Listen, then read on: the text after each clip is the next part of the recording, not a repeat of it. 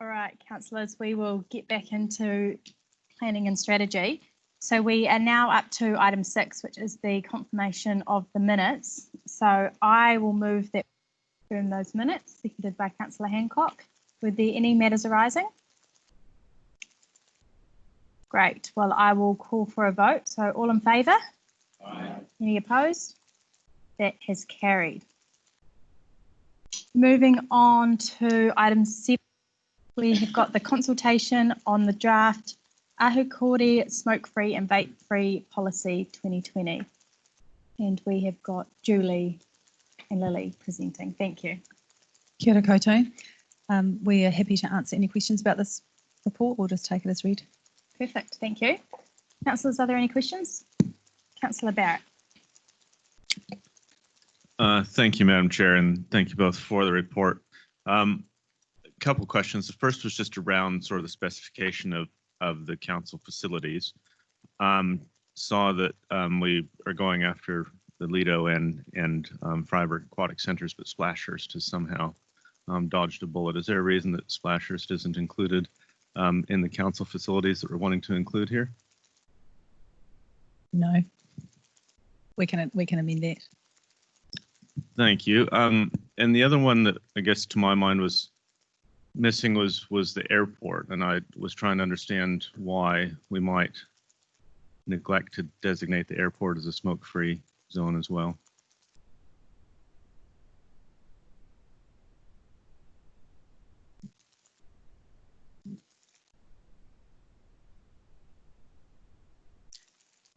Yeah, you're correct. The airport hasn't been included at this time.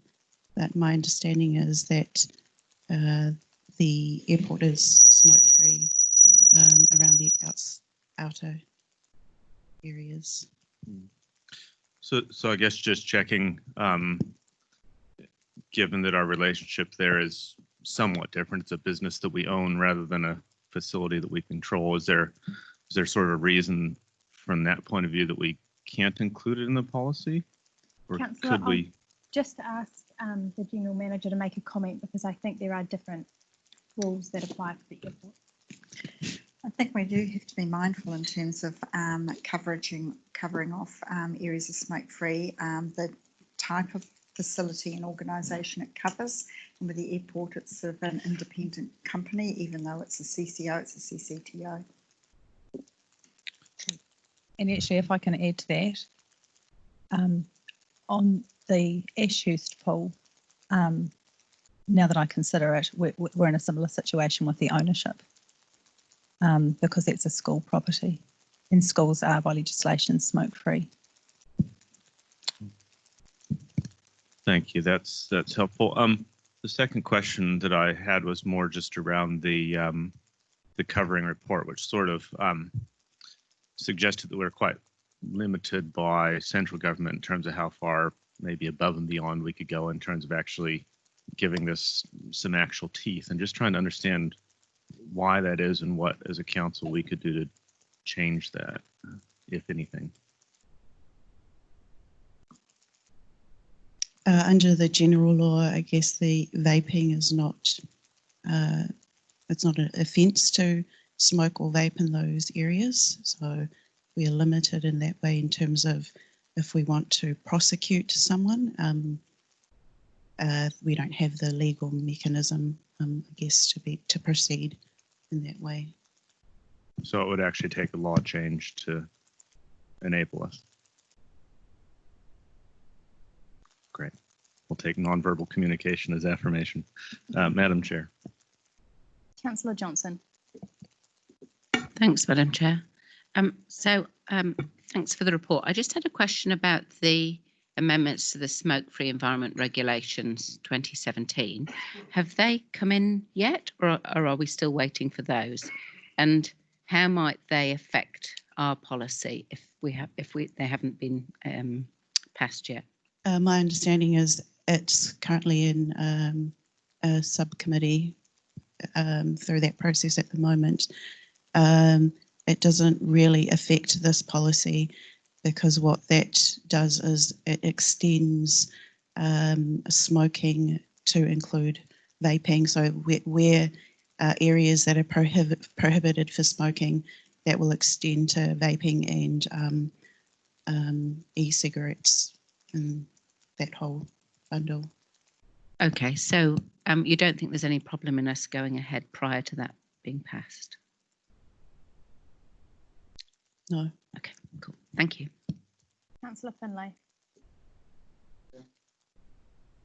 Thank you, Madam Chair. Just a very quick question. I probably know the answer, but I'm still going to ask it. Why could the council not just put a blanket ruling across all council facilities, no smoking, no vaping? I guess that just goes back to how this policy started, and it's been a step process.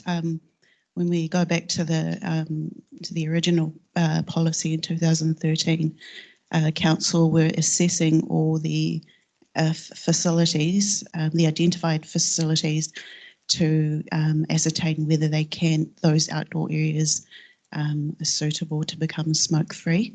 So I guess we have progressed with this policy in not only are we're not assessing it anymore, we're just saying that these areas are now smoke-free. Okay, so we could go ahead and do such a thing?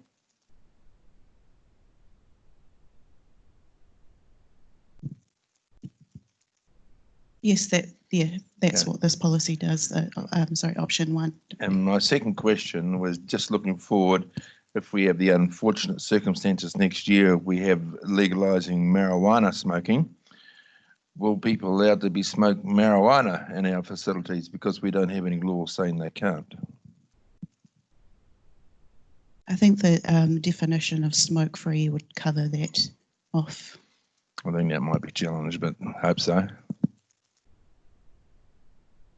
Councillor Bowen. Thank you, Madam Chair. The point I'm raising would probably be covered as a minor amendment, except there isn't a recommendation for minor amendments to the consultation document. So that might be something you want to consider. But the question for the officers through you is on page 3 of the document, which is 61 of our order paper. It's just disappeared. Is there a reason why Te Manawa and the Globe are listed as one entity in the left-hand column, but 2 entities in the right-hand column?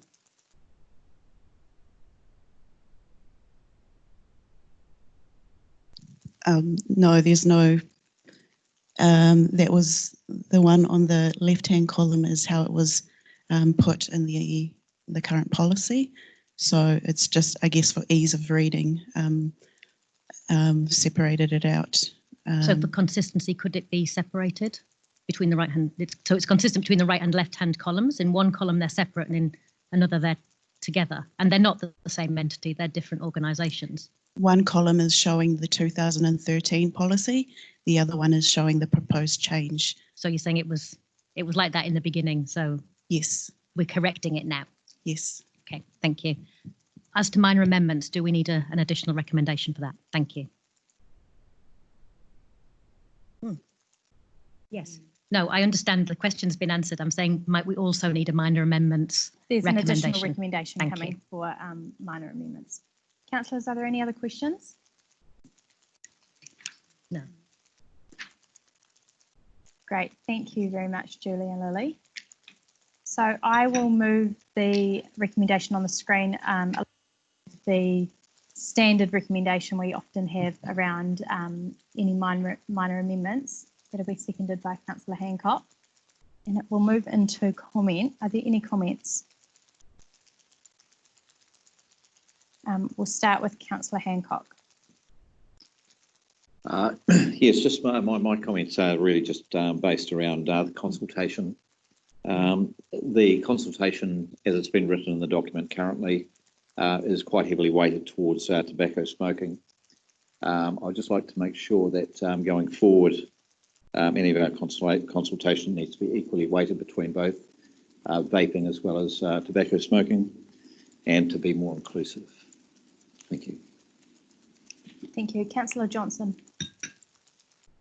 Yes, just to say that I support us consulting on including vaping in the policy, because my understanding from the Department of Health is that there may well be long-term harm effects from vaping they've not yet been fully able to be established. And certainly there's been some suggestion of lung damage in young people as a result of vaping.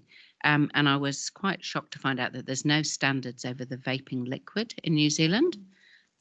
So it's not, because it's new, it's not yet very regulated. And then there's the, as we heard in the public comment, then there's the concern about young people seeing people vaping and vaping being an attractive option because of that. So for all of those reasons, I'd be very keen to see vaping included in the policy, and so I support us consulting on that. Thank you. Councillor Finlay. Very much in the same lines as Councillor Hancock. I would like to see the policy look more at all types of smoking, not just what anyone thinks of as cigarette smoking, but also I'd like the council to very much consider the possibilities of having a blanket ban on all council facilities. No smoking of any type in any sort of council facility or sports grounds.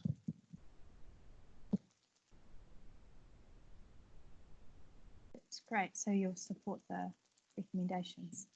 And I just want to make a comment. I thought the public comment we had this morning was a good reminder. We often hear from Kira, represented us from the Cancer Society, but particularly around, as Councillor Johnson's mentioned, the role modelling and what children see out in our community. I think that that's quite an important aspect when looking at making decisions around public policy and how this affects our community.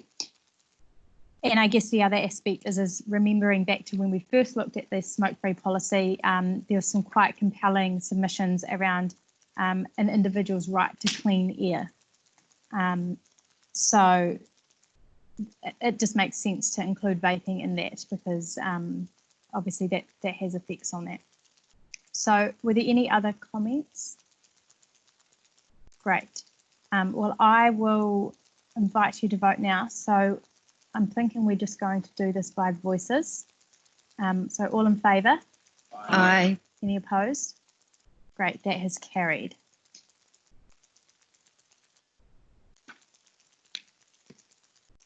So moving on to the item 8, which is the BPO quarterly report, and I'll invite Robert to come and speak.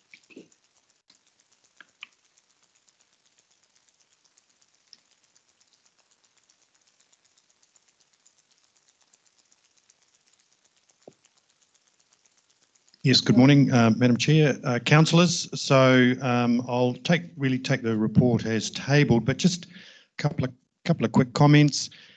The program of work for the BPO has certainly been impacted by the COVID-19 lockdown, but largely through the delay to the consultation and engagement process. Which is now underway, obviously, as you're aware, during this month of June. So there are references also to the budget changes that were agreed previously. So in this report, we indicated that we would come back to council if we felt that the larger amount of budget which had been agreed would not be spent. In essence, the technical work is carried on during the lockdown, so we have made good progress with that. So we're not envisaging there will be a significant underspend. So most of the work programmed will actually be completed in that space. So really, yeah, this is, I suppose, the latest update report to council on the project. There is another report soon going to the regional council, which is on our statement of intent. So that will be expanding on this and giving some more detail to the regional council on our progress. So that's really all I want to say. I'm open for questions. Thank you, Robert. Councillors, are there any questions? Starting with Councillor Hancock. Thanks, Madam Chair, and thanks, Robert. Just a matter of query, and maybe I've missed something here, but on page 80, there's the option descriptions there. Can you tell us which? I understood we had groundwater as one of the options. That just doesn't seem to be mentioned there. It's the second to last bullet point, GW2. So it says sort of base flow to land application means groundwater. Yeah. Thank you. Obvious.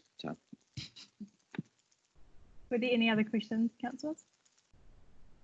Great, thank you very much, Robert. So as we've got the recommendation on the screen, it is a slightly improved version of what was in the order paper. Essentially says the same thing, it's just reworded slightly. So I'm happy to move that. Seconded by Councillor Hancock, thank you. Are there any comments? Great, I'll invite you to vote. All in favour? Aye. Any opposed? That's carried.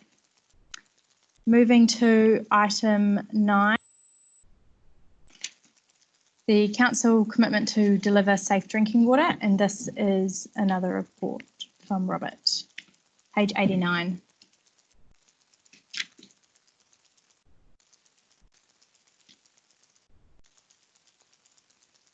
Thanks again, Madam Chair, councillors.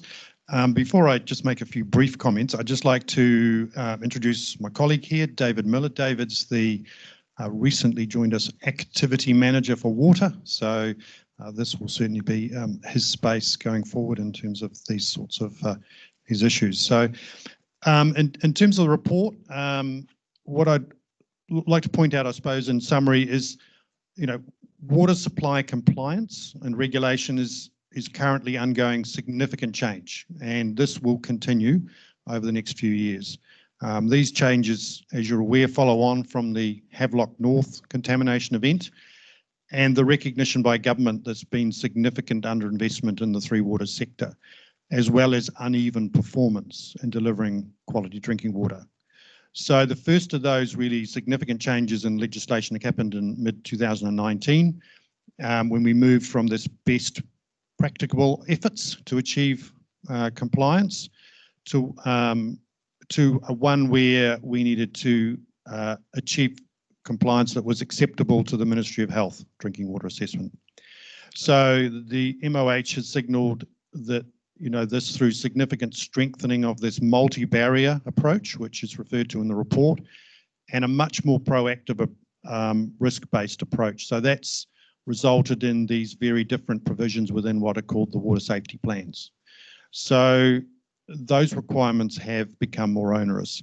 And essentially what we're asking you to do today is sign off on a formal commitment statement, which is one of these specific requirements in the new water safety plans. And really, it's part of these changes, and it signals, I suppose, to council the future direction of regulation and compliance.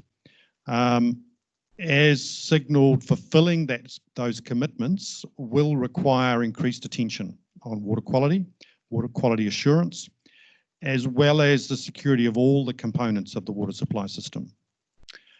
I have already flagged to you in a number of occasions that given the condition of some of the elements of our water supply network, you can expect officers to make requests for enhanced programs of investment in renewals to satisfy those sorts of expectations.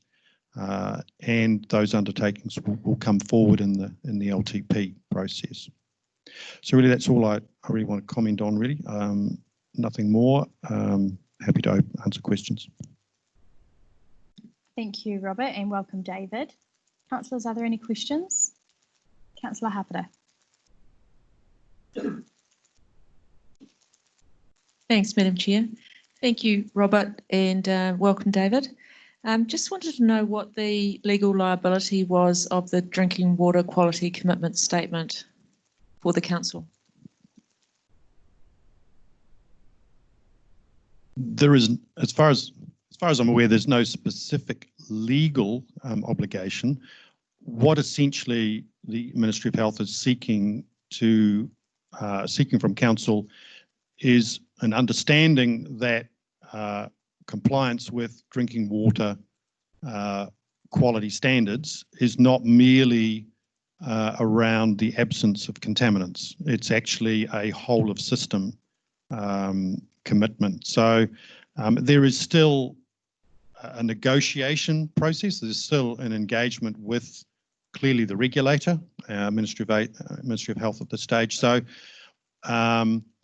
really, it's a statement of intent rather than a legal binding option. So just to follow up, so if we have a Havelock North incident, heaven help us that we don't, but if we do, does this cover us off?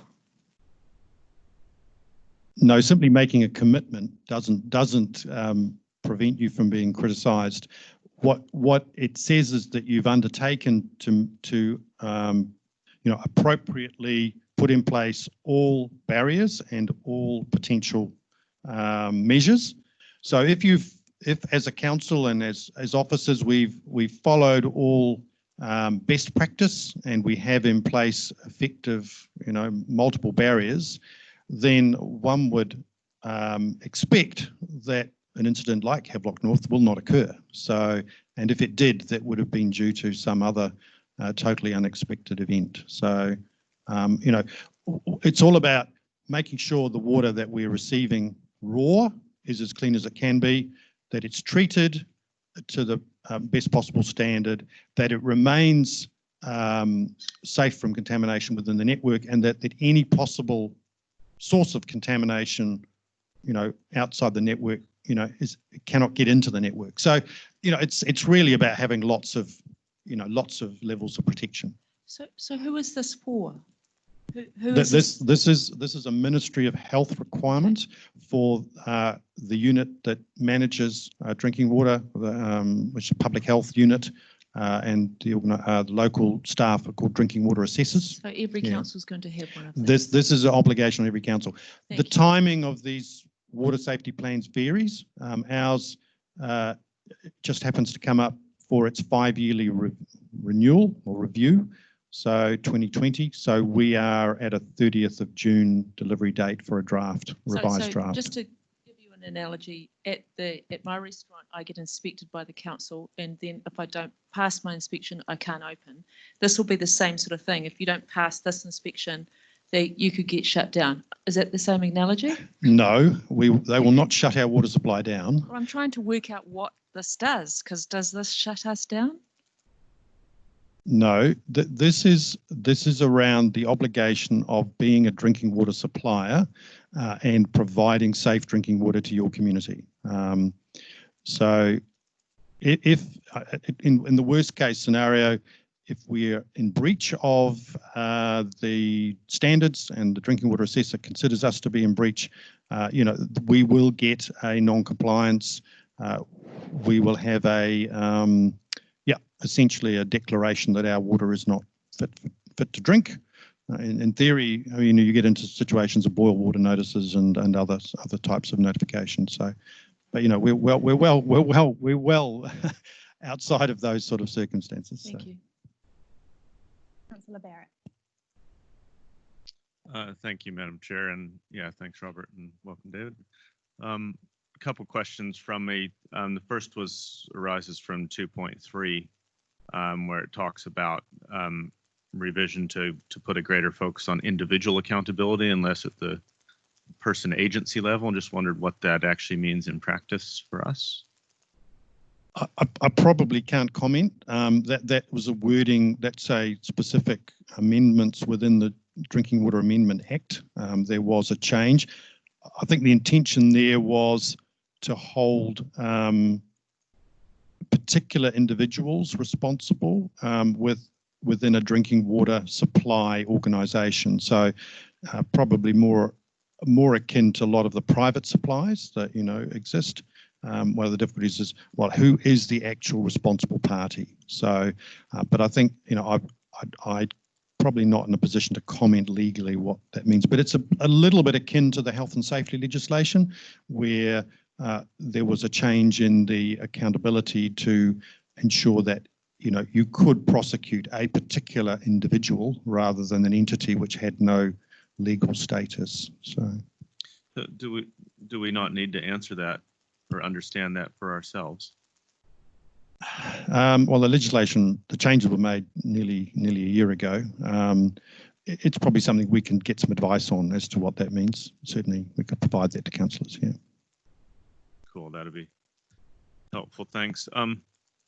Also wanted to know, because this speaks quite specifically to water supply, and we have a number of members of our community that pay rates that don't actually tap into that supply. Sort of what if any commitment we have to those ratepayers around water safety, the the safety of the water that they're drinking? Well, as a council, we are responsible for having some sort of general oversight of any supplies which are not individual household sources. So an individual household, is outside of our, area of responsibility. There are also private suppliers that at this stage we don't have direct responsibility for, but there is some indication that under the legislation they will fall under the drinking water standards legislation in the future. So in our region, of course, that includes Massey University, the Fonterra Research Centre, Linton, Army Camp. So, we have a duty of care to understand that there is suitable water supplies available, but we do not have a direct responsibility for ensuring that those water supplies meet any quality standard or assurance. Thanks. And final question, if I might, is just around, I guess, thinking about how this relates to source water, and you sort of speak of raw water as though it's synthesized. Of course, it's being recycled somewhere in a water system. And just thinking about, I guess, the sort of, issues that we've seen, particularly in New Zealand around groundwater. So, the PFAS stuff from firefighting foams and nitrates in groundwater and other areas. Will this be strengthening local authorities' hands in sort of dealing with those source contamination issues, or is source contamination not really addressed through this mechanism? There is a corollary responsibility by the regional council around the management of catchments, and they have a separate process underway where they're looking at how the regional plan protects source catchments which have mixed use or which are in mixed ownership. Clearly, in our case, for the Turitea supply, we've elected to own the catchment, so that gives us direct management control. But for our other groundwater sources, of course, those recharge areas sit either outside our control and in the private ownership environment. So, in those environments, the approach is to look to identify those recharge zones and look to exercise control through the regional plan around the activities that occur on those areas. That's one of the source. That's one of the mitigation measures. That's the first level barrier, as it were, try to stop contaminants getting into the system. The other significant change we're expecting is that the secure groundwater classification will disappear. So currently you can get a determination that your groundwater is sufficiently deep and protected by aquicludes and overlaying strata, and therefore elect not to treat your water supply. It is likely that will disappear, and you will be required to assume that your groundwater is contaminated. Great, thank you, Madam Chair. Councillor Butt. Thank you, Madam Chair, and thank you, Robert. I just want to ask you, you have just said that we should put more attention or more budget probably towards the security of these resources. What kind of security you are talking about?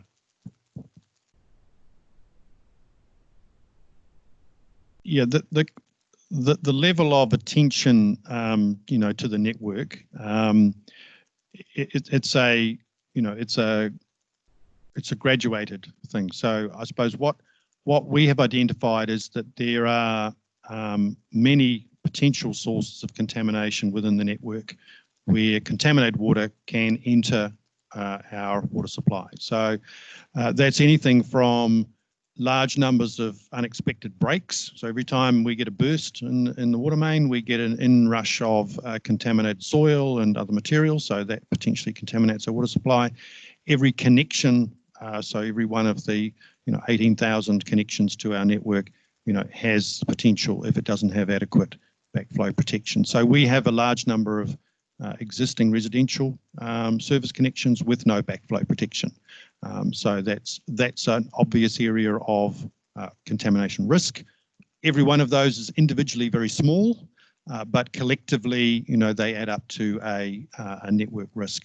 The other areas are around, a lot of our meter installations equally, don't have backflow prevention. So, there are a number of other places within a network where, some of the infrastructure is old and prone to failure.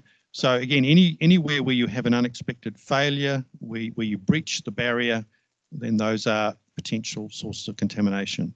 But there's also policy areas around how people access water, when they take water, how private businesses withdraw water from our network, when people have access to a new connection. So some of those processes also could benefit from tightening up. And some of those would come through in a sort of bylaw type process. So yes, there's investment in upgrading infrastructure, but there's also improvements in policies and processes around giving access to our water supply to private individuals and businesses. Thank you, Madam Chair. Councillor Petrinas. Thank you, Madam Chair. And thank you for your report. I'm looking at page 94 of the report under implications of commitment statement. And section 5.2 states that officers have identified that the current level of internal resourcing of staff and funding is not adequate to meet the changed expectations. So how big a team do you need and when do you need them by? What we're signalling here again is because of, currently, the way that we demonstrate compliance is generally around, we have lots of monitoring, measurement, data, testing, which essentially, in any one moment or 1 hour maybe indicates that the water is compliant and meets the regulation. Where we're moving to is much more of a quality assurance process. So that's around having very clear documentation, doing more audits of our treatment processes and systems, documenting all of our procedures and processes, having all of those traceable. And in order to, build that document, as it were, undertake that quality assurance, do that auditing, we will need to, invest in some additional time. At this stage, I don't have an exact number. We're not talking multiple staff. It may be an additional resource or additional FTE to meet the requirements of these drinking water compliance, auditing and quality assurance systems here. Most of our staff are busy with simply delivering the service, having additional time or resource to audit and regulate and, as it were, quality assure the service is an activity that we don't currently resource specifically. So, thank you. Councillors, are there any other questions? Great, thank you very much, Robert and Dave. Got the recommendations on the screen to receive the report and adopt the commitment statement. Moved by Councillor Barrett and seconded by Councillor Hancock. Thank you. And I'll open up for any comment. Councillor Barrett. Well, just briefly, obviously, water is absolutely fundamental to life, and most everyone in the community expects us to have it as one of our highest priorities. So, good to be making statements like this, and I think it's really good to see central government tightening up how we actually manage and supply water in our communities. But I'd just say that it doesn't end with making the statement. It actually starts with making the statement, and we have to be prepared to follow through. Thank you, Councillor Barrett. Any other comments? Great. I will ask you to vote. So all in favour? Aye. Any opposed? That is carried. Moving on to our final item, the committee work schedule, page 99. And I will invite the General Manager to speak to that. Thank you, Councillor Rutherford. There's nothing further that I wish to add to the work schedule or to elaborate on. So, yeah, have it taken as read. Thank you. Are there any questions on the work schedule? Garrett. Just intrigued to see myself appointed as an officer responsible. And so we might just think about the heading of that column, but would acknowledge that responsibility and would ask if appearing on the work schedule actually means that I get the luxury of a reminder that is timely in terms of the preparation and submission of that report. Yes. So as we obviously discussed this week, the intention is that you were going to speak to the August committee, and we'll make sure that you're given enough notice ahead of the draft agenda to be able to pull that together. Thank you, Madam Chair. It's a good point to raise. Thank you. Were there any other questions?